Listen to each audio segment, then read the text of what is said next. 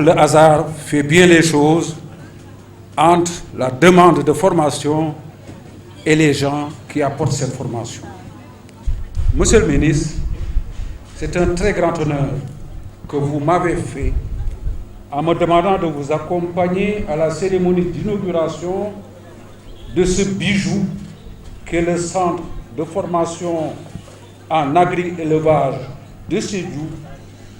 J'apprécie cet honneur à sa juste valeur.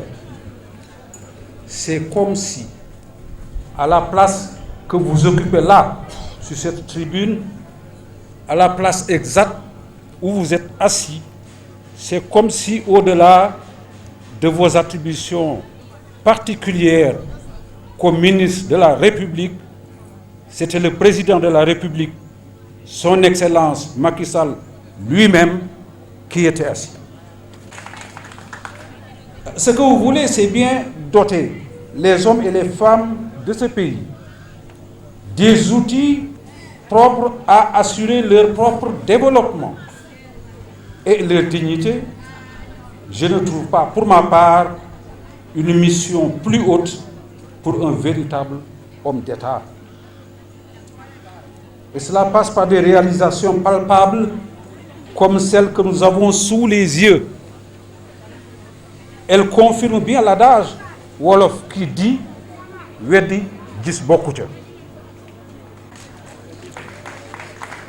Je vous remercie en mon nom propre de pouvoir emporter publiquement témoignage en tant que professeur, en tant que président du conseil d'administration. Et c'est pour cela je serais incomplet si je ne vous disais pas ma gratitude pour avoir associé l'Office national de formation professionnelle à cette belle aventure.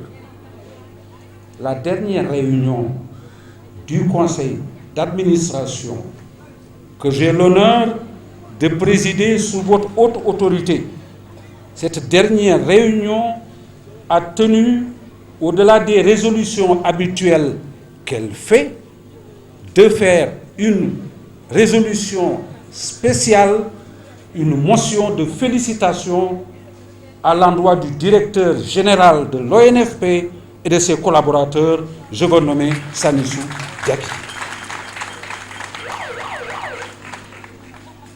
Monsieur le ministre, Mesdames, Messieurs, le jour où il se présenta pour la première fois à une réunion du conseil d'administration,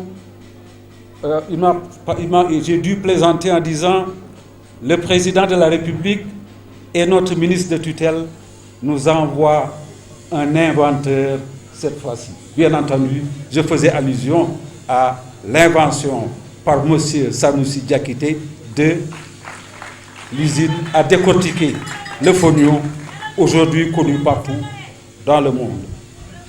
La région qui l'a vu naître et le pays qui l'a vu naître doivent en être fiers, pour autant qu'on dit que les inventeurs sont des bienfaiteurs de l'humanité et pas seulement de l'autre. Sanoussi Diakité débarqua donc avec sous le bras un document de planification stratégique à l'horizon 2015 qui dépassait de très loin les missions traditionnelles de l'ONFP. Plan ambitieux, voire même utopique aux yeux de certains, mais dont les réserves ne pouvaient que tomber au vu des réalisations concrètes qui s'en suivirent. Les réalisations concrètes, l'accompagnement des entreprises, à l'édition des manuels, à la maîtrise des ouvrages comme celui-ci, ça prouve très précisément que ce que l'ONFP ne faisait pas jusqu'ici, aujourd'hui l'ONFP le fait et a l'intention d'aller au-delà, sous la direction de Sanoussi.